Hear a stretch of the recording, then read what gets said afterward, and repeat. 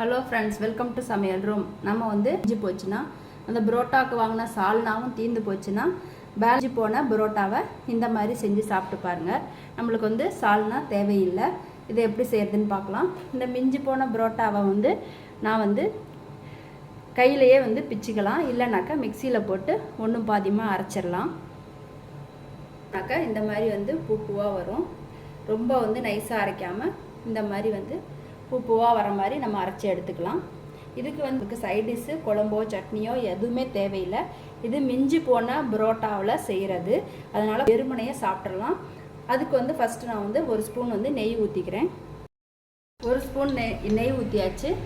பொடியாக நறுக்குன ஒரு பெரிய வெங்காயம்,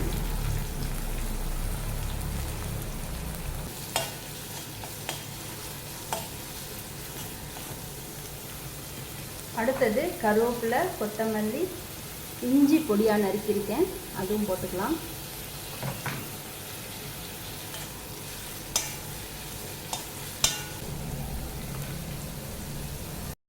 அடுத்தது ஒரே பச்சை மிளகாய், ஒரு தக்காளி,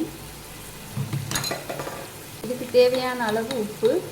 புரோட்டாலையும் உப்பு இருக்கும், பார்த்துக்கோங்க, கொஞ்சமாக போட்டுக்கோங்க.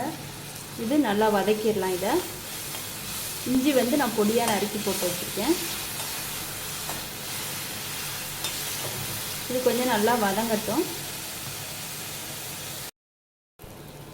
அடுத்தது வெங்காயம் தக்காளி வதங்கிருச்சு.